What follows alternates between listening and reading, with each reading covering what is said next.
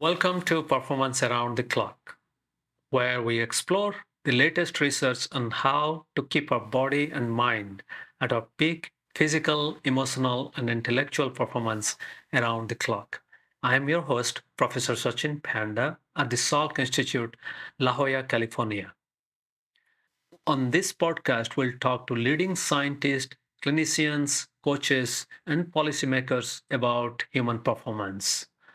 We'll cover different topics, including how different organs and different parts of the brain contribute to human performance. And we'll also learn how our lifestyle, that is, what, when, and how much we eat, sleep, and move around every single day, affect our health and wellness. I hope you'll join me in this journey to explore new knowledge and adapt it in our own life to improve our health and wellness throughout our life. Welcome. I'm super excited to talk to Dr. Tinh-Hai Collet. He's also a longtime friend, scientific friend, and a collaborator. Dr. Collet actually is a practicing physician, and he does see patients day in and day out.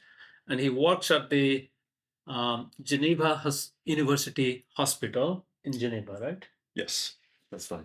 And welcome. I'm super excited for Thank you. talking to you because there are very few physicians who combine lifestyle intervention, who make a judicious decision about lifestyle intervention and pharmacotherapy or medicine to manage chronic condition.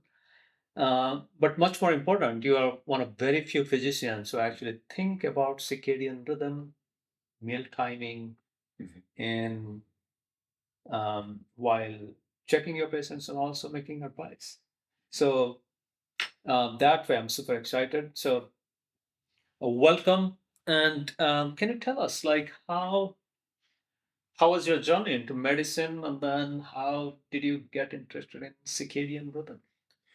Well, thank you for the invitation, Sachin. So we have been collaborating. We've been scientific friends for many years, and Yeah. I'm excited to talk about it. So I did my training in Switzerland mostly.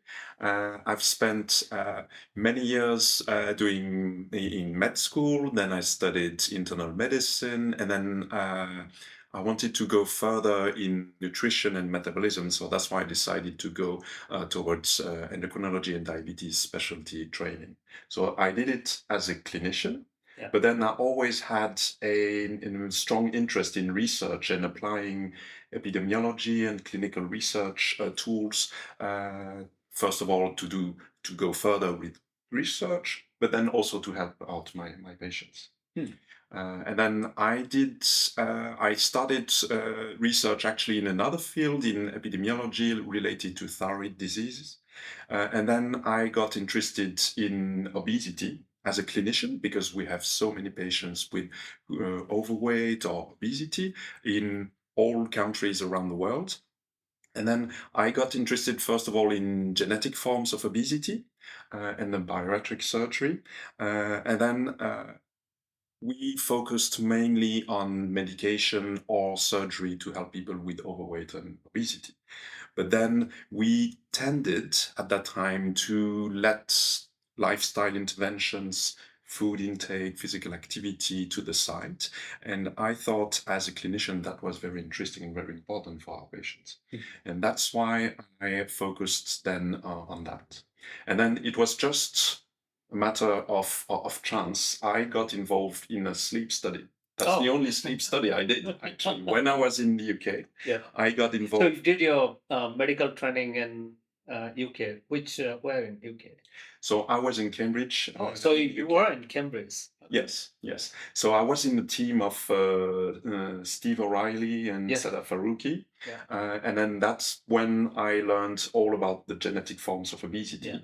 And it was also a very good experience to learn how to do deep phenotyping in addition to the genotyping of these forms of obesity. So coming back to genetics of obesity, Mhm. um, Right now, I guess you trend with the leaders in Mhm. genetic forms of obesity, so they started with monogenic cause of obesity, mostly Yes. single gene mutation, which actually affects very small number of people. But Mhm. as the GWAS studies expanded, and now we know there are nearly 600 loci, but we Mhm. don't know how many genes Mhm. contribute to obesity, and then maybe 400, 450 for type 2 diabetes. Mhm. But what is interesting is nearly 20 to somewhere between 20 to 70% of type 2 diabetes has a genetic component. Like, for example, if your parents, one of the parents has had type 2 diabetes, then you are more likely. Is that? Yes, that's what I remember. But to be honest, I Yeah. was mostly involved in the genetic forms of obesity, Yeah. less So so obesity. the Yeah. So diabetes. obesity Yeah. also, I guess it's Mhm. obesity heritability is also somewhere between 20 to Yes. 50% or Yeah. something like that. Um, so the point is there is also a genetic component to obesity, um, but it's almost like when you have a bad gene, maybe good behavior Mhm. will help you reduce the impact of that gene.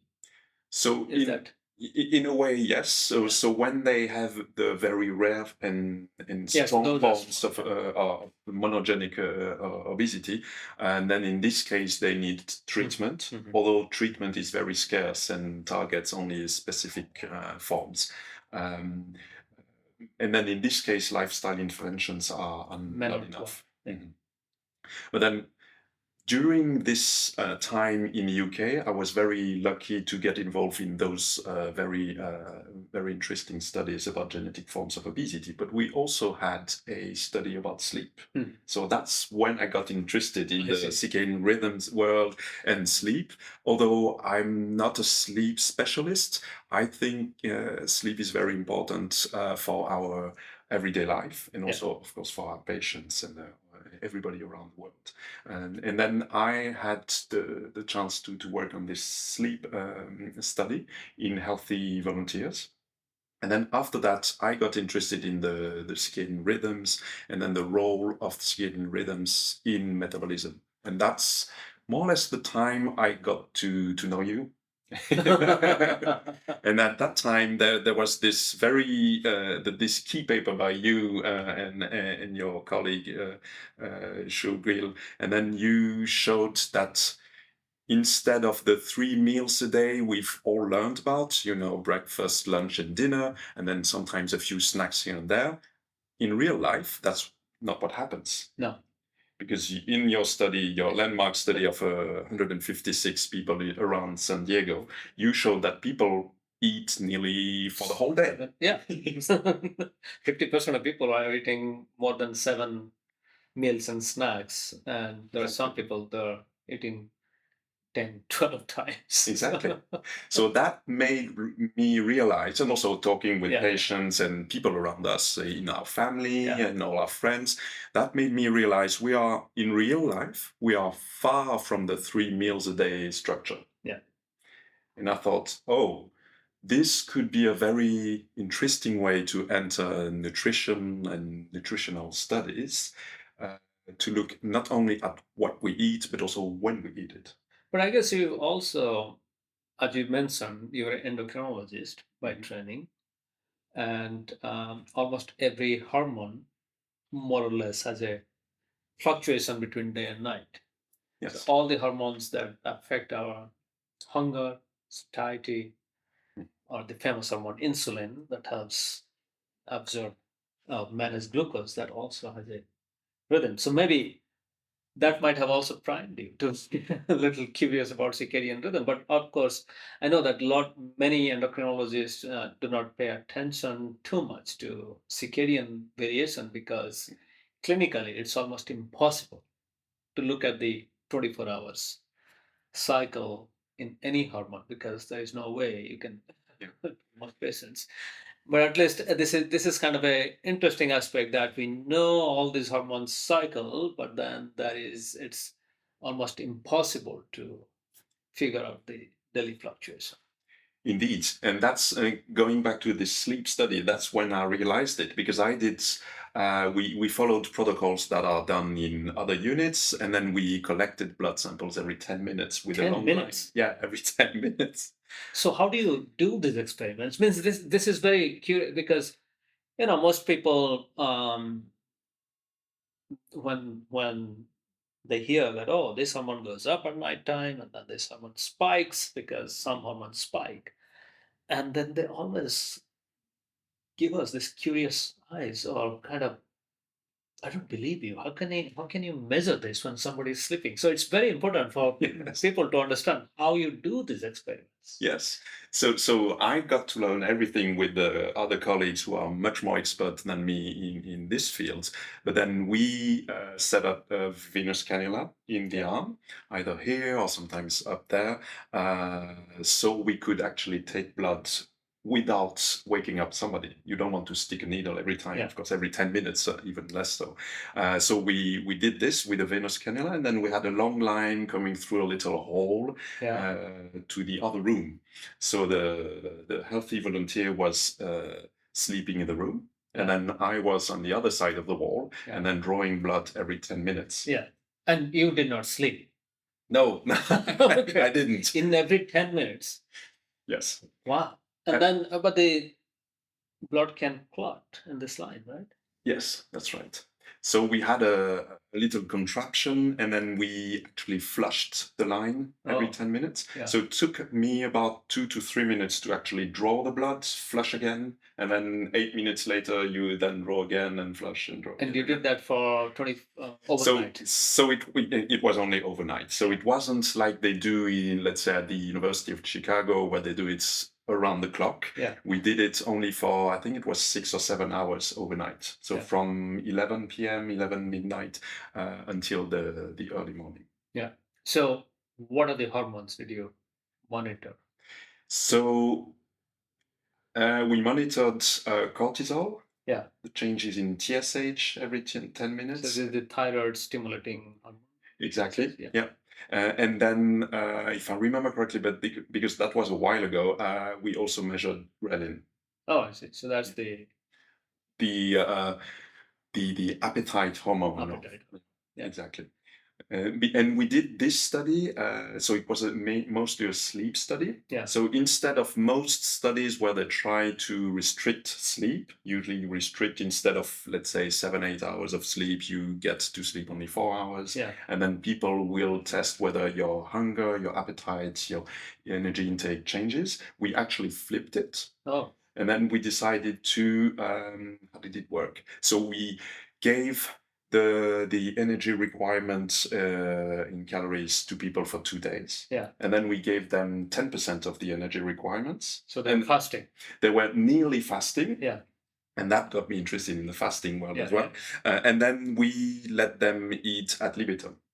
Whatever they want, whenever they want. Yeah. Exactly. There was a buffet style access to food, and then we covertly measured how much they ate. Yeah. So after the 2 days of control condition, they had only 10% for 2 days, for 48 hours. Yeah. And then they had ad libitum for 72 hours, and we could see they compensated the energy intake. So they overate. They actually overate. So that means on day 5, 6, and 7, they actually overate. They doubled to compensate what they didn't have on day 3 and 4. Yeah. They actually even went a bit further, so they overcompensated. Yeah. And then, so we flipped, the paradigm in this case, because we then measured their sleep duration and the sleep structure with the stage 1, stage 2, 3, 4. So you put with the PSG, the polysomnography magic cap. Yeah, exactly. Yeah, exactly. It was the old-fashioned way, so we had to stick every single electrode separately. How many electrodes are there? Think like 20, 24? Yeah, around something that. Like that. Yeah, it's like it's a lot of work. Yeah. And but nevertheless, that was very interesting, very involved, very intense for the investigators for sure. And then in this case, because we restricted their caloric intake to 10% for 48 hours and then back to ad libitum, we actually saw that they extended their deep sleep. Huh. by about 15, 17 minutes. Yeah, but still, it's for some people, extending deep sleep is very difficult. Yeah. Yeah, yeah. So I found this very interesting. At the time, it was the first study to look at the sleep restriction and sleep duration relation with the caloric intake this way. So we just flipped it. Wow. So I think it does happen or does occur that when you are so involved, hands-on, on an experiment, day in and day out, you're just thinking about that, and then maybe that made you to. Because I have gone through similar experiences, but not with patients, but with mice or sometimes fruit flies. But it forces you to think about the system, think about how, for example, in this case, how sleep, how calorie restriction affects sleep, and that in turn affects hunger hormone or satiety hormone, and then that leads to almost the brain remembers for the last 2 days I haven't eaten enough. So, and I don't know whether this will repeat again. So maybe I should overeat, not only to compensate for the last 2 days. Maybe I've overeaten with 220%, 250%, because who knows? When will be the next meal? Yeah. And so that's what made you interested in the interaction between sleep. And it was more or less at the same time when your paper came out. So that got me interested, and I thought, oh, but now how can I help my patients? Yeah. Because when we see patients, we talk about medication, sometimes surgery, if we want to help them lose a lot of weight. Yeah. But then nobody, but we, at least as doctors, we don't pay too much attention to the lifestyle. We should probably do it more. And I thought, oh, but now we probably need to focus more on the lifestyle interventions, and then add the time component of the lifestyle. Yeah. So then we kind of started that collaboration of time restricted eating, and I guess around that time in mice we found that when mice were eating this bad food for 12 hours, they were still protected from obesity, and we thought that 12 hours. So how did you decide that in your study? What was the target? Who were the patients? And then can you tell us a little bit about the study? Because you ran the study here, and that was the first time. I guess your study, when you started, that was the first time in Europe that study started. Yes. Yes. I think it was the first one to start, but then it took us a longer time, so we got published a bit later. But yeah, I think at the time we started our collaboration, that was the first one in Europe. So we decided, so you had your landmark paper in San Diego, and then the research question was to test whether TRE, time restricted eating to a certain eating window for many weeks, could lead to weight loss and improvement of other metabolic parameters. But then the underlying question was, well, we know that there is a certain prevalence, a certain frequency of obesity in the US and in other countries. And then we know from epidemiology that the prevalence of obesity and overweight is lower in Europe. And then even among the different European countries, we know there are slight differences. And Switzerland is one of the lucky countries. So the rate of obesity, I think, is around 20-25%. I can't remember the exact number. It's nearly half of what is in the US. Yes. US crossed 40%. So that's nearly. So it is lower, and we also have a number of people who are overweight. And then I thought we need to test time restricted eating in the Swiss population. Yeah. But then in this case, we would like to test it for longer. So in your first study, it was for 16 weeks. 16 weeks. But it was a very small number of people, 8 or 10. Exactly. Yeah. That time that was very exciting, but based on 8 to 10 people. Yeah. So we thought, oh, we need to extend this, and I knew you were about to start other studies with much bigger cohort numbers in the US and in other countries. So we said, oh, we want to start this in Europe. So because we wanted to test it for longer, we said, okay, let's aim for 6 months. It was also based on feasibility and logistics and organization coordination. So we said, let's do it for 6 months. And because it was for 6 months, after talking with many people to ask, mostly fellow clinicians, either dietitians, physicians, we said, oh, but probably following 8 to 10 hours TRE could be a bit too tight or too strict, especially if you want to go on for 6 months. Yeah. In retrospect, we could redo many things, but that's what it was. So we went on to start this randomized controlled trial of 6 months of TRE in a 12-hour eating window. And then the other half of the population was randomized to just a reminder, a brochure on the food pyramid. And then we went on to do the study. Took us some time to start, and then we recruited people. They were mostly healthy people. Yeah, that otherwise healthy means they didn't have high blood pressure, cholesterol, or So we tried to recruit people who were less healthy, in a sense that had maybe high blood pressure, high lipid or high fat content in their blood, and high glucose or diabetes. But it was actually very hard to recruit them. So we ended up with people who were healthy, except for the weight. Yeah. And then in retrospect, that probably explains some of the results. Yeah. So nevertheless, we did it. We randomized people. First of all, we observed people for a month. So we asked them to collect data on their eating habits, drinking habits, all sorts of questionnaires for a month. And then if they ate for more than 14 hours per day, we then randomized them either to the 12-hour TRE or the control arm. And then we followed them for 6 months. And then we also have an extension of long-term follow-up. We are currently analyzing this over 18 months of follow-up after the intervention. Wow, so that's almost 2 years. That will be the longest follow-up, I guess. Yes, exactly.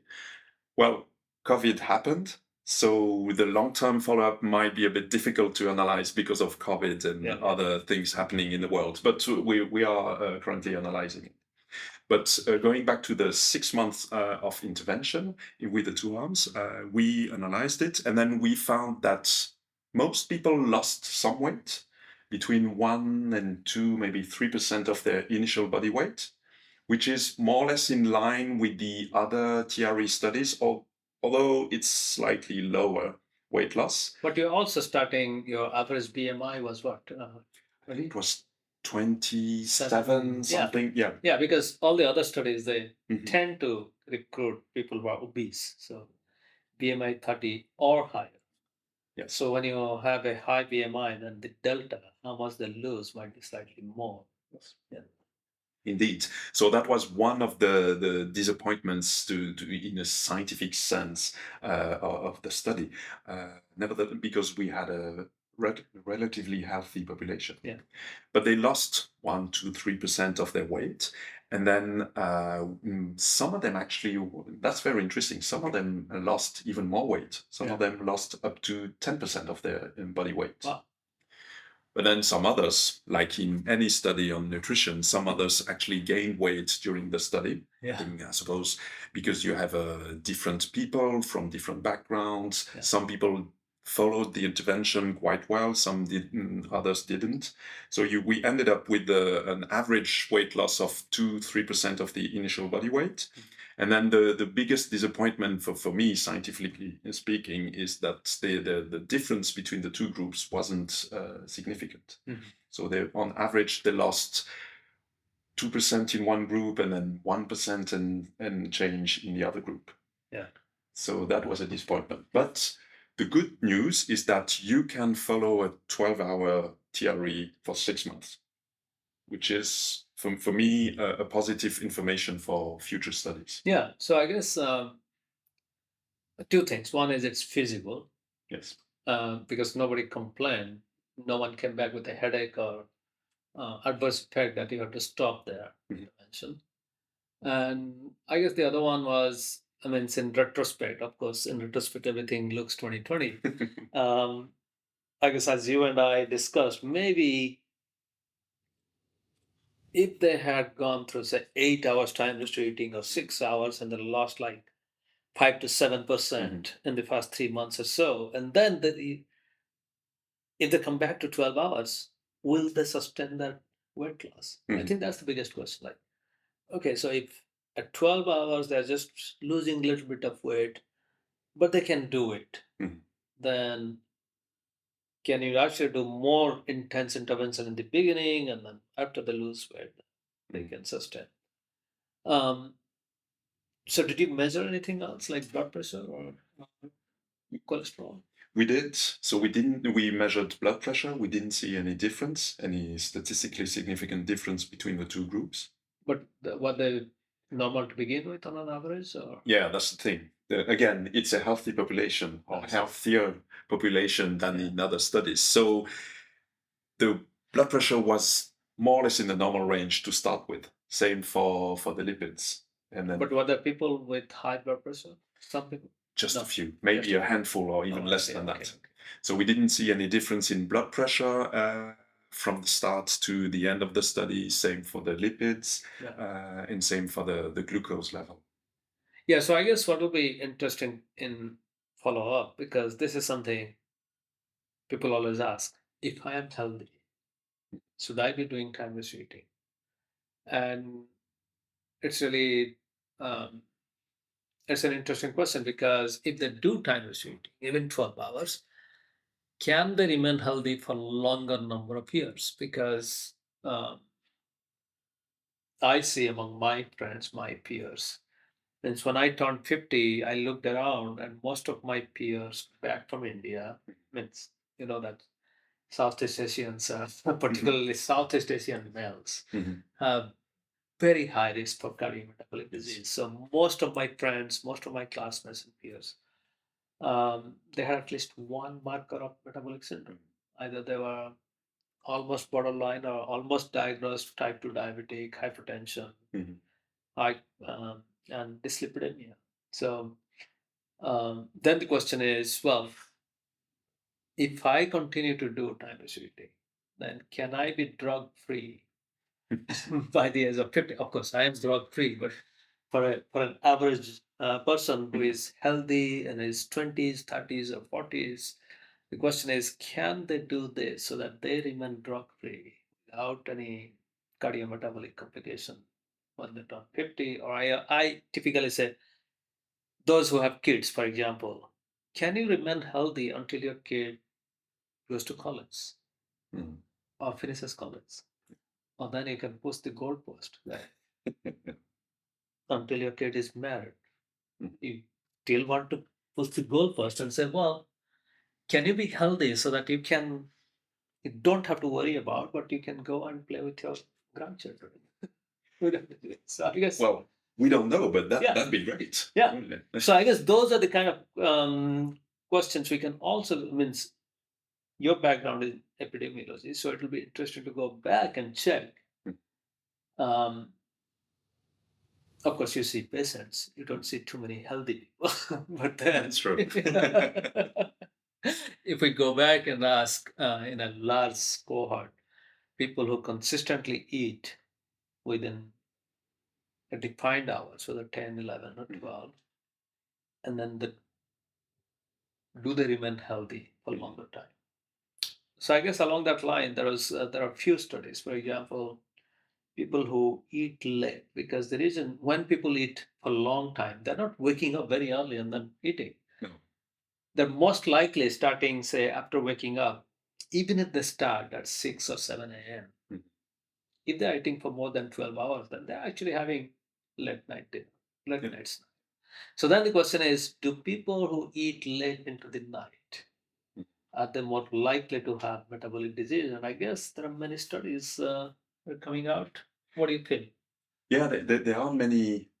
Most of the time they're experimental, but many studies showing that late eating is associated with many cardiometabolic outcomes. Yeah. So I have the same thinking as you, but we don't know for sure. But like you said, breakfast time cannot change that much because it's based on your social and social professional conditions. But the major parameter that can be changed is dinner time. Yeah. So I wonder, just like you, could you actually compress the eating window for many years in a row? And it should still be feasible for people in their everyday life. Yeah. And could you do it for 10, 20 years in a row? I don't know. Yeah. So maybe 4 or 5 years still. I mean, if you take people who are in their late 40s, because if you look at cardiometabolic disease, they usually kick in around early 50s, mid 50s, at least in the US. Maybe for Swiss population, it may be.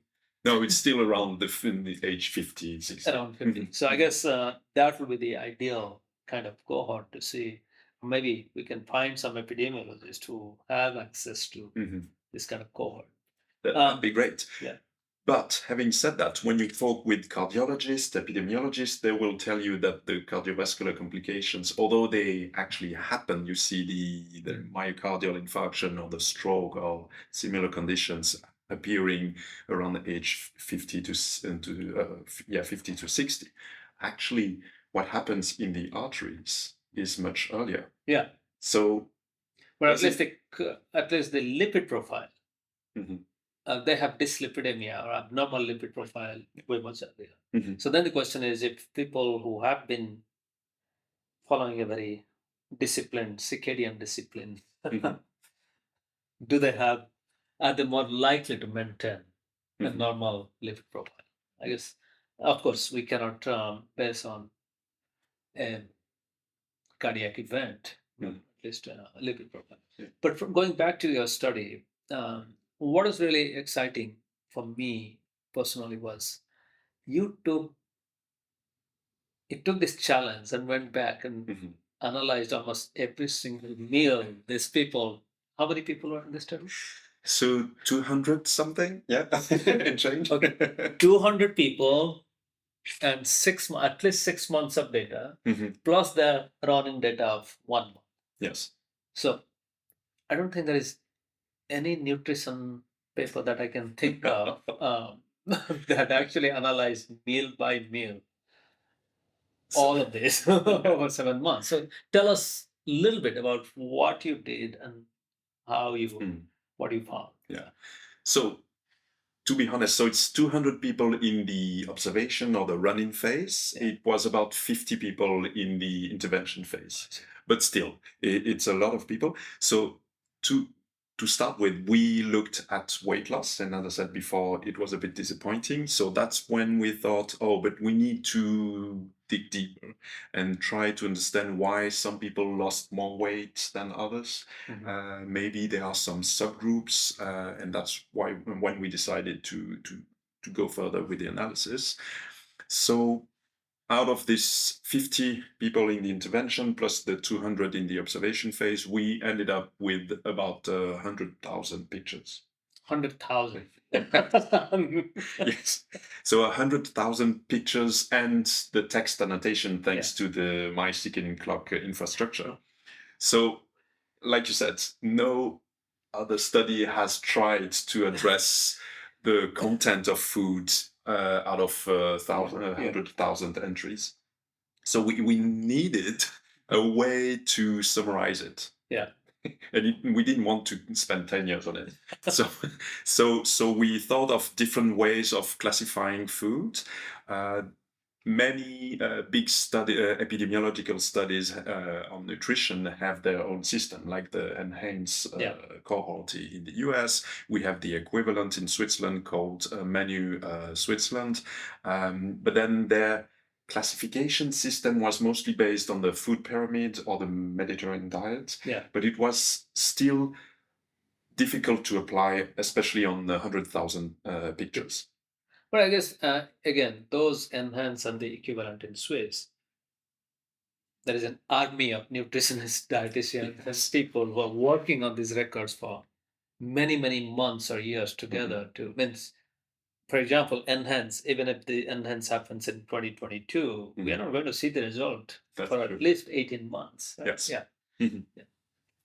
That's true. So we needed to find an easy enough way to classify all the food entries and drink entries as well, while being in line with the current recommendations. Mhm. And then at that time, so that was right during the pandemic. Gotcha. So we were all stuck at home, Yeah. and we had all these gigantic data sets to to analyze. So you're looking at all the food pictures of Swiss food pictures Exactly. in pandemic. Yeah. And then, so that's when I approached people from the computer vision field. Yeah. And as you know, it works better than it did 10 years ago, but Yeah. it's still not at the level which can analyze completely automatically pictures. So we had to do it manually, but we came up with a classification to assess the processing of food. So there's this new NOVA classification, which was devised by a Brazilian and French team about 10 years ago now, which focuses not really on macronutrients, so the carbohydrates, protein, or fat content of food, neither on the vitamin content. It's more focusing on whether the food is completely raw. So that's NOVA 1 classification. So completely raw ingredient you could buy from the shop. Could be a fruit, vegetable, or raw meat, or anything raw, basically. Or you can grow in your backyard. And you can grow it in your backyard. That's NOVA 1. And then you have at the other end, NOVA 4, so it's on 4th stage, NOVA 4 classification, which is food which you can't prepare yourself unless you spend a lot of time. And sometimes there are some food processing that can be only done by big machines in manufacturing factories. And then you have something in between, NOVA 2, which So is... like a chocolate bar will be NOVA 4? So most sweet food is actually NOVA 4. I see. Pastry, fast foods, snacks, chocolate. Most of the snacks are actually NOVA 4. NOVA 4. Something which is fermented, bread, yogurt, cheese, and other things like that. We love our cheese in Switzerland. They are NOVA 3. And then, and then NOVA 2 could be, let's say, the salad dressing, oil, salt, pepper, things like that could be NOVA 2. So it's usually between NOVA 1 and NOVA 2 when you prepare it at home. When you ferment it, it's usually NOVA 3. And then NOVA 4 is ultra-processed food. Yeah. So that things that you can buy that you cannot prepare, and you can, my other rule of thumb is you cannot prepare, you can buy, and you can live on the kitchen table for at least 3 days and it doesn't go bad. I like your view. Yeah. So we use this NOVA classification also because there are some big studies done in multiple countries where they looked at the content of the, let's say, the trolley in the grocery store or in fridges. And then they could see that people who have more NOVA 4 foods in the groceries have usually more overweight and obesity. Yeah.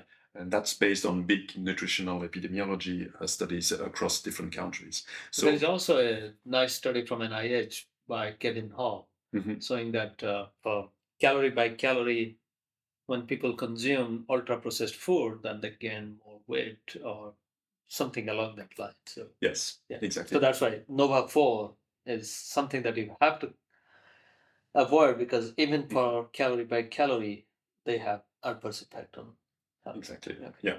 So when we discovered this classification, because there were all these papers coming out, we thought, oh, that's an easy enough classification to go through the 100,000 pictures and text annotations. So that's what we decided. There was another classification we thought about, which is called the Nutri-Score. It's a French-based, but it's in Europe, actually in the EU, they're trying to pan this out across the EU countries. But then it was more difficult based only on the pictures and text annotation. So that's why we went for the NOVA classification instead. Yeah. So we then asked our data scientists to help us out, because you still have to go through the 100,000 pictures of text, which seems crazy, and I don't want to do it for 10 years. So we asked him to crunch the numbers and also crunch the text, because in the app, when you ask people to take a picture, that's easy. Yeah. But we also ask them to enter the text annotation describing the content of the picture. And then, well, we all human beings, and when we are typing on the smartphone, you can enter typos. Sometimes you have spelling mistakes and stuff like that. We also did it in Switzerland, so that was in at least two, sometimes three languages. So it took us a long time. But So you don't know whether it was a typo in English or it's a term in French. Exactly. Yeah, exactly. So we went through all the text, and then we asked our data scientists to detect the spelling mistakes and the typos to simplify things. Because at the beginning we had yogurt spelled probably in 20 different fonts. We always say that. Let's say yogurt. Yeah. And then you have the variants in different languages. Yeah. And then even coffee. I mean, Yeah, there's so many. I think there are at least 100 sets of coffee. Exactly. So that's where the data science helped us a lot. Yeah. And then we still had to review the entries. I think we reviewed about 5,000 or 6,000 entries. We split it between different collaborators, and then we duplicated the effort just to double check. And then we ended up with this Nova classification plus the beverages for the 100,000 entries. Mhm. And then we checked in our study what was the use or the consumption of Nova 1, 2, 3, and 4 ingredients in the study, in the observation phase, and then in the intervention. Yeah. And then when we did that, we wanted to check, because there was something at the back of my mind since the start of the study. Because it's not a blinded study, as compared to, let's say, a drug study when you give medication A or medication B or a placebo, the capsule always looks the same. Yeah. And the taste is the same and everything is easy, so you can blind people. So the participants in the study, they don't know what they're having, A, B, or the placebo. And then the investigators don't know either, because the capsule just look the same. Yeah. Whereas in nutritional studies, everybody knows. Exactly. The participants knows, because they know whether they're doing the TRE intervention or just following the food pyramid. And then the investigators know this as well. So I was always concerned that there would be some contamination between the arms. Mm-hmm. So let's say people in the TRE arm may have changed the way they eat, although we advise them only on the time of eating. Yeah. And then in the control arm, we thought, because they know this study is about intermittent fasting and TRE, we didn't want them to change the timing of eating. Yeah. So that's why we used the Nova classification to check that the people in the TRE arm changed their eating window, and that's what they did. So they compressed to 12 hours. So instead of the 14, 15, 16 hours of eating, they compressed it around midday. Yeah. That's for the TRE arm. And then in the other arm, the control arm, they actually increased the Nova 1 the ingredients. So they started eating more healthy food. Exactly. So about 7-8% of their food consumption increased towards more Nova 1 raw ingredients. Mm-hmm. And then at the same time, they decreased the Nova 4 ingredients. Yeah. Sweet stuff, snacks, and things like that, fast food, by about 7-8%. So that means we advise them to eat more healthily, and they did. So that's interesting that you asked them to eat healthily. That did. Yes. And then for the second group, TRE group, you asked them to reduce their eating window, but you did not give them any advice about nutrition quality. Did the Nova score change there? No, it didn't. And I was happy in a sense. That means the study was clear and the two arms were not contaminated too much. But then it's really interesting. So because the nutrition advice that you gave, it was effective, so that's good. Mm-hmm. But that's the advice, that's the standard of care. So that's what physicians or the dietitians are likely to tell their overweight or obese patients to do. Yes. And if they do that, if these people who have some condition, they go talk to the dietitian or nutritionist, and the insurance pays X number of dollars for that, and they follow that, they will lose only 1% body weight. Yes. But if they just reduce their eating window to 12 hours, then they got actually, although statistically you said it was not significant, but they got almost same or slightly better weight loss. Yes. I think in that way, this is very exciting that the standard of care, 12 hours time restricted eating is as good as the standard of care. But you wish that the 12 hours time restricted eating would have been better than standard of care, right? Yes, that was the test. Yeah. At the beginning, we thought that there is another study we could have done. Yeah. But again, that's in retrospect. We could have tried to combine the two interventions. Yeah. So TRE, 12-hour TRE plus better food. Yeah. Well, so this is very exciting because this also, I mean, if you had to do it all over again, I guess to annotate 100,000 meal records, it will not take you 3 years, but maybe 3 months, right? You have the infrastructure, you have the core, and I'm sure there are many trial and error. You have to train people to do this Nova score. So the point is, if you really want to design that experiment, right, you have 3 arms or maybe 4 because 3 arms: standard of care, and then TRE plus standard of care, TRE plus better nutrition. Then it might be even better. So I guess the point is, slowly we are thinking that, okay, so we know that quality, quantity, and timing of nutrition matter. Yes. And we are just intervening timing. But we know that quality and quantity also matter. So I guess the future of time-restricted eating, or even future of improving nutrition quality or quantity, if we combine these 3 components, then that might be the most effective strategy. And in that case, even if you give advice about all 3, and we know that people are more likely to start with timing because for most people it's easy, and then they can add this quality and quantity, slight reduction in nutrition, so calorie intake or better Nova 1, then that might be the future. Yeah, I find this fascinating because TRE is very easy to apply in your everyday life because you just have to focus on the time. So you look at the clock on the wall, and then you know whether you're supposed to eat or you should wait for a bit longer in the morning. But I guess some people always complain that it's really difficult to implement. Some people who have too much social responsibilities, or they have to eat late. What happens among your patients? Do they come and ask you, or do you ask them? And people always come and ask their physician, well, you're giving me this drug, but is there anything else I can do? Better food, you must be referring them to nutritionist, dietitian, or do you tell them occasionally, or do they come and ask you whether they can do this? So yeah, they come to me to ask me. Actually, they come to me before the medication.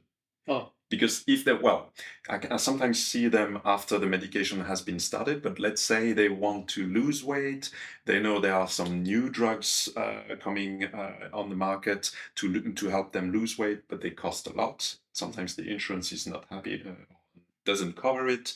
There are some medication shortages around the world, so they think, oh, but maybe I should again try to help my weight by focusing on my food intake, beverages, and that's most of the time when they come to me. Yeah. And also because intermittent fasting, the whole field is very popular these days. So they are interested in this. And then when they come to me, they ask me, oh, but can I try one form of intermittent fasting to help me lose weight easily without medication? Yeah. And I'm the first one to be happy if I can help them without medication, because it costs less, for sure. Less headaches with the paperwork, and then then less side effects. Yeah. because all these medications to lose weight, they are very effective. There's also surgery to help them, but there are definitely side effects to keep in mind. Bad side effects, not good side effects. You're Yes. talking about the bad side effects. Yes, Because indeed. sometimes there can be good side effects of something. Like Yes. Yeah. Yeah, exactly. Yeah. But having said that, we should keep in mind that intermittent fasting or TRE for the talk today can also lead to some side effects. Yeah, so let's discuss those ones as the good and bad side effects or potential side effects that you. Yes. So Because you are in the front line, you are in the trenches, you're seeing patients, and I'm in a lab, and I sometimes I see mice, but they don't talk to me. No, they don't complain. They bite once in a while, but that's not. That's true. But hopefully, your patients are not biting you. No, they don't bite. Although, if they complain, that can be painful as well. Okay. But I try to keep my patients happy, Yeah. and without too many side effects. Yeah. So the short term side effects, or let's say symptoms, and it's not even side effects, but symptoms of TRE, usually in the first 1 to maybe 3 weeks, are usually gastrointestinal symptoms. So sometimes people feel a bit bloated, sometimes they can have constipation, diarrhea. They also So are they trying like 8 hours or something like that? Or? So yeah, in the case of 8-hour TRE, sometimes they complain that they have the bloating for just a few days. I see. But usually it goes away after a few days. And then the other thing is they quite often they feel thirsty. And I assume that's because they're a bit dehydrated, because there's water coming also with food. Yeah. And so I always advise them to drink enough, especially at the beginning. Yeah. And then sometimes they feel a bit lightheaded, dizzy. But I think that's related to dehydration. Yeah. And in any case, that goes away after a few days. But also, if we think about it, our body gets used to our habit. And for example, somebody who has a lot of body weight, like BMI 30, 35, it's difficult because the brain is wired to look for food, and then the brain feels that, okay, so if there is no food, maybe it will feel dizzy, and there is strong hunger, the digestive system, everything is programmed to having food more frequently, almost as long as the eyes are open, the mouth is open, kind of like that. So the brain and body are tuned to that. And when you bring any kind of intervention, particularly when you're depriving the brain and body for several hours without food, then there will be some reaction. Yes. But your point is that reaction is not long lasting. Yes. It's 2 to 3 weeks when the body again tries to readjust. Yeah. Yeah, exactly. I agree with you. The brain, the stomach, the whole body, the whole metabolism expects more food. Yeah. And then once you've started TRE, then no food is coming after a certain time. Yeah. And then you have to wait till the next morning to have food. So I suppose there's the anticipation of foods that could act here as well. But anyway, so after 2-3 weeks, the symptoms go away. So that's good.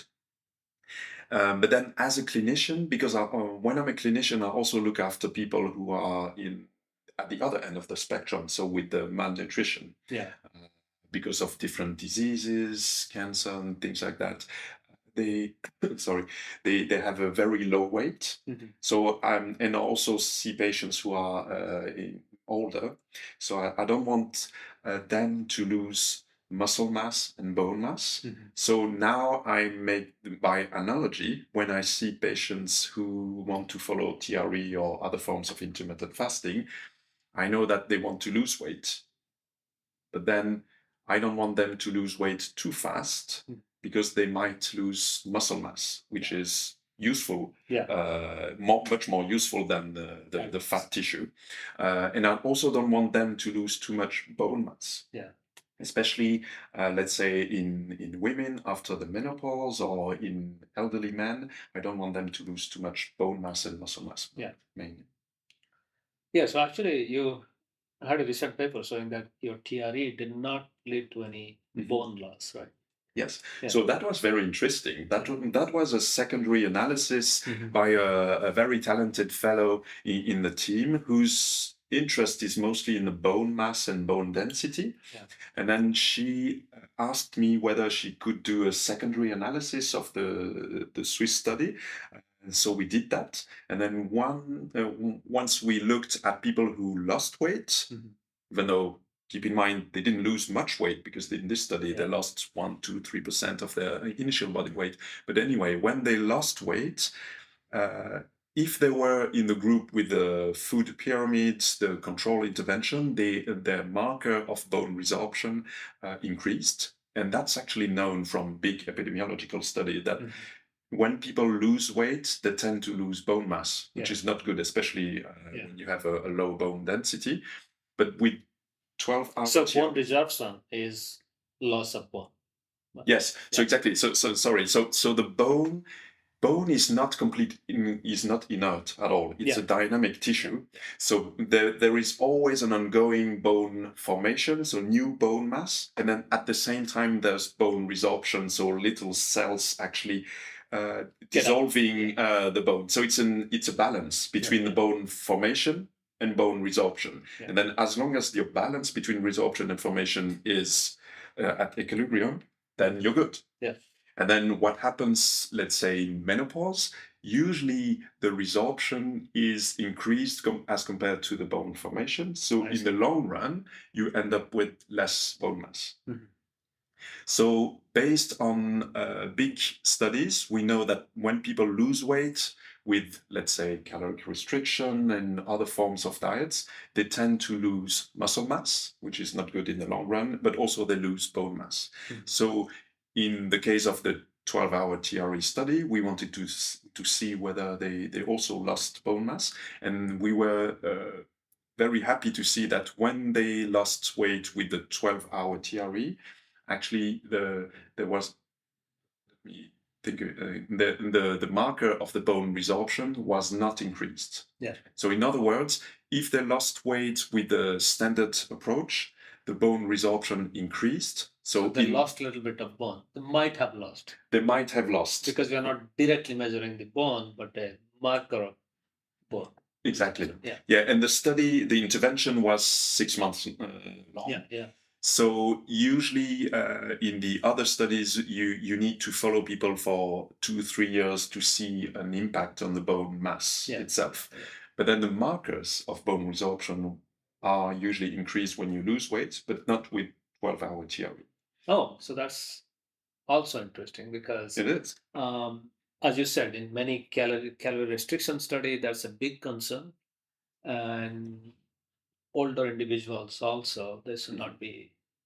They have to be more careful with nutrition. So, and what about the muscle mass? The muscle mass didn't change. But again, fat mass, but it was a small change in total body weight. So, but the good thing is the the fat mass change was driving most of the weight loss. Yeah, but in this study, because most people lost just a few kilograms or even less of the total body weight, we didn't see any change in the fat mass or the muscle mass. Oh, I see. Okay. But then that begs the question: what happens if you follow through with TRE over many years? But as far as I know, there's no study which is. There's no study, but I guess this is also important. Like you said, there are many people who may change their diet. And you said that some people are lean to begin with, and when they're trying to do 8 hours TRE, because in many 8 hours TRE or 6 hours, they inadvertently reduce calorie without any intention to reduce calorie. So I guess in those cases, one has to be very careful to see whether they're getting enough protein and maybe Nova 1 and Nova 2 food so that they can sustain their health. Yeah. Did you see any concern about male or female, whether they stood do time ratio eating? Any complaint from women? Whether they any? No. So So no, I didn't see any difference between men and women coming to the clinic to ask to lose weight with the intermittent fasting. So most of the time, I would say half come to Yeah. me, but I don't think there is any difference. I wouldn't. Well, I don't know whether we can talk about intermittent fasting just before pregnancy, Yeah, conception, yeah. preconception, and during pregnancy. To be honest, I don't know if there is enough data to No, talk about yeah, it. yeah. That would be my only concern if we're talking about women who are intending to have a baby. I would be a bit prudent and I would advise to do it after the pregnancy. I see. No, I was talking about like many young women, particularly those who are athletic, Mhm. they tend to um, do more physical activity and reduce calorie, and they are at kind of risk for they're kind of at the knife's edge because if they reduce too much calorie as a indirect effect of time-restricted eating, Mhm. then they may end up with bone loss. And actually, the immediate sign will be amenorrhea, so they'll lose their menstrual cycle, and Yes. then in long term, because of this hormonal imbalance and few other things, they might Mhm. also. Yeah. So that might be potential uh, worry. So that's why um, I think it's good that you're paying attention to everything: quality, quantity, timing of food, Yes. and also you're paying attention to the age, gender, pre-existing condition, like Mhm. you said. In some cases where there is nutrient malabsorption, you know that these patients are going through some treatment or some condition Mhm. where there is nutrition malabsorption, and on Yes. top of that, if they do TRE and they are inadvertently reducing more nutrition, then that can Mhm. Yeah. backfire. Yeah. So yeah, I would be prudent with women in or men who have a normal weight and want to lose more weight because then you would end up with a loss of muscle mass of or bone mass. And like you said, if you go even further, you sometimes have amenorrhea in women. So yeah, I would be prudent. The other conditions where I would be careful is in the context of, let's say, hypertension, because if they have, let's say, hypertension with different treatments, if they do TRE, they might lose weight and then the blood pressure will decrease, which is good in the Yeah, long yeah. run.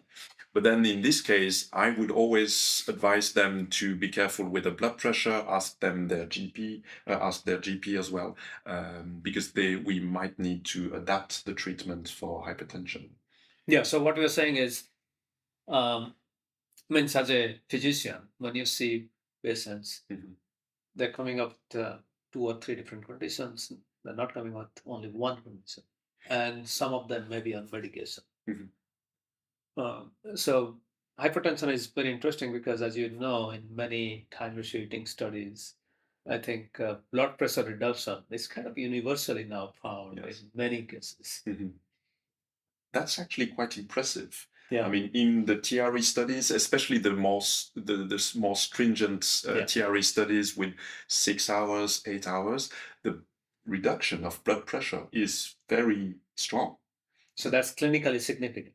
Yes, it's definitely clinically significant. It's as strong as some medications. Oh, okay. So that's why you are saying that if somebody is already on medication Mhm. and if they do TRE, then they have to regularly check their blood pressure so that they don't suffer from low blood pressure, Exactly. which can be on the other extreme. So they have to. Yes. Um, so hopefully they can reduce their medication. Mhm. Yeah, but that's a study to be done, Yeah, basically. yeah, But that's very interesting. If there is a way with, let's say, 6, 8 hour TRE in the right conditions, yeah, if there is a way to lower blood pressure enough so that you can stop one of the medication, I would find this a very big plus for TRE. yeah. Because I don't know about the Swiss population; they're always healthier. But in the US, nearly half of the adults, 50% of adults, have either mild, moderate, or high blood pressure. Mhm. And particularly the ones who have mild to moderate, sometimes avoid medication or they don't want to take medication. So for them, this can be Mhm. um, something to try Yes. under supervision. Again, Yes, they have exactly. to talk to others. Yeah. Yeah, that's the general advice I give to people when they want to do TRE or other forms of intermittent fasting. I always ask them to go back to their GP just to check Yeah. that we don't end up with the over-treatment if they are already on medication or other side effects. The same goes for, let's say, people with diabetes. Yeah. There are many people with diabetes who come to me again with the same question: can I try intermittent fasting, TRE, to reduce my diabetes medication, either the number of drugs or maybe the dosage of those drugs? And again, I always ask them to go back to their diabetes specialist. Yeah. Even though I know this, but I don't want to overstep. So I always ask them to talk about this with their diabetologist. But it's at the same time, it's important that diabetologists should also know. And unfortunately, there are not too many randomized clinical trial on people with diabetes, Mhm. with medication, type 2 diabetes or type 1 diabetes with insulin, who are going through time restricting and what will be the outcome. But irrespective of what happens, even if there is a randomized control trial that leads to positive outcome, still the patient has to do time restricting or any nutrition intervention under the supervision of his or her physician. Yes, definitely. Or GP, general Mhm. practitioner, Yes. you're saying, and then Mhm. the US we call primary care physician, PCP, and then in the other part of the world, maybe just the doctor. Or Mhm. Yeah. yeah, Yeah, definitely. But I find this topic even more fascinating, if it can be, if we could use TRE to treat people with multiple conditions, yeah, like you said, because most of the patients I see have at least 2, 3 conditions, sometimes more. And then if we could use TRE to treat them and then reduce medication or at least delay the need of medication, yeah, that'd be great. yeah. Because I mean, I'm not a physician, but I hear from people who are sometimes my relatives who, like you said, um, or friends who have multiple conditions. Mhm. They're taking 2 or 3 medications, and then they realize that there are some interactions between these medications that will give the side effect that you don't get with single medication, but these interactions give that the side Mhm. effect. And they want to avoid that, and Of but there course. is no way Mhm. that they can. So it's kind of interesting whether it's exercise, sleep, Mhm. or better nutrition. Each one of them affects multiple organ systems and multiple conditions. Yes. Um, Whereas if you have multiple conditions, then you need medication for each one. So, Mhm. so that's why lifestyle optimization with paying attention to sleep, exercise, and at least timing of food to begin with, and then Mhm. quality of quantity, nutrition will be really um, one way to manage Yeah. physicians, manage patients. At the same time, means being a physician, do you see your colleagues? I mean, how is the knowledge about circadian rhythm, time rotating, sleep is spreading among physicians in their practice, So at least in Switzerland, yeah, because it's very different from country to country. And it is. So I try to bring this topic every time I can. yeah, Probably at one point they'll get tired of me, but I try to bring the importance of circadian rhythms um, to as many specialists as I can. So, yeah, of course, in diabetes, in people looking after hypertension, yeah, but also in other domains. So I try to bring this up. So, like you said, physical activity, food, timing, in addition to food content, food yeah, quality, sleep, Also, exposure to light. That's not my specialty, but whenever I see a patient, I ask them about their sleep rhythms and then whether they get outside or not. Yeah. And I think this is part of the whole lifestyle modification. But I guess in that way, it'll be really effective for the circadian sleep community to come up with a very simple checklist that physicians or the physician assistants can ask the patient before even they come for their checkup, so they kind of find themselves and understand that. Yes. Cool. This is really exciting, and I'm really happy to see that how primed you are for circadian optimization, and you must be seeing what hundreds of patients in a year. You must have your regular patients and then your colleagues' patients. I have regular patients, not that many asking about intermittent fasting. But at least managing how many means you must be managing hundreds of patients. Yes, Yeah. yes. And when you are thinking about hundreds of patients, they are going to live for another few decades. They are. I hope that for them. Yeah, yeah. Means they are coming to you to find ways so that they can live for a few extra decades. So that means you're actually managing few thousand human years. And if you can. I never look at it this way, but that's Well, every healthy human year is very important um, because when you're healthy, it's not only the absence of disease, it changes our outlook about life. It makes us more happy. It makes us more productive. Makes us looking forward to something more exciting in life than worrying about when I go for my next checkup, what will happen. So I guess if physician means if we make these small changes, then among your practice, you're actually going to move the needle in terms of tens or hundreds of human healthy years. You'll give back to your patients. Well, I'm happy if you can help them. I always look at that when it's you move the needle by number of healthy years or number of drug-free years because that helps.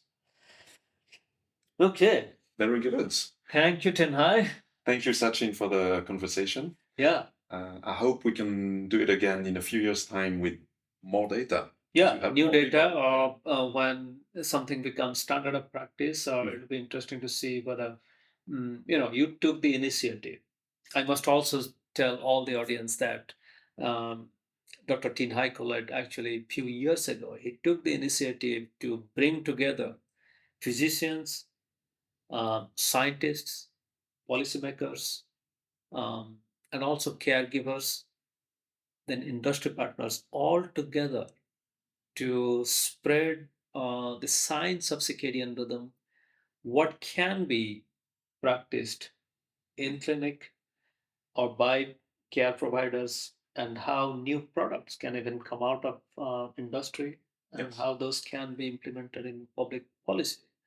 Um, although we did not succeed in getting the funding to create the framework, but I guess the initiative that you took um, is already bearing fruit, because the reason why I am here in Copenhagen right now and the wonderful January weather is because I'm so excited to see this more than 100 people coming together to discuss about optimizing circadian rhythm and timing of lifestyle to prevent and manage cardiometabolic disease. And I think you must be super happy and proud that although some funding agency did not like it, but you started a grassroots movement in Europe, because we saw what people coming from almost 20 countries.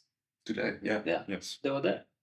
And not only Europe, you actually attracted people from even Middle Eastern countries and then some Southeast Asian countries and from US and Canada, of course. So I hope that this effort will continue, because we saw there was a lot of collaborations that came out from these 2 days of meeting. And I was also excited to see at least 50 different posters, all talking about ongoing research. These are not published. Mhm. Ongoing research about timing of food, nutrition, food, exercise, sleep. And that means in a year or two, when those papers are published, that will again raise the board and people will become more aware. So thank you, Tin-Hai, for taking that initiative. And really, I'm looking forward to another meeting in a year or two. And I hope that this meeting that we did for the last 2 days, 100 people, maybe it will be 300 or 400 people. And that's when, it takes a generation to move, to make changes. Mhm. So, for example, smoking is bad for health was known in 70s, early 70s. Yes. And it took almost 50 years to make a big impact in moving the needle. Yes. And only in the last 10 years or so, we are coming to appreciate what is the importance of circadian rhythm, the timing of nutrition, timing of sleep and exercise. So your work is carved out Alone. for the next 50 years. And I'm glad that you are taking the lead in Europe. So I wasn't alone. You were a big part in it as well. But yeah, I think it's definitely not a single research group, even the biggest lab can do all of it. So that's why we have to bring all our forces, our strength and motivation together. Yeah. Thank you. Thank you. Thank you, Tin-Hai, and looking forward to another session in a couple of years. With pleasure. Thank you, Satchin. Thanks again for listening to this episode of Performance Around the Clock. I'm your host, Professor Satchin Panda. I hope you learned something new and found this episode exciting. If you did so, please leave us a comment. If you like the science that we discussed and would like to make a donation to research in my lab at the Salk Institute, you can do so by going to panda.salk.edu/giving. Thank you again for listening, and I'll see you next time.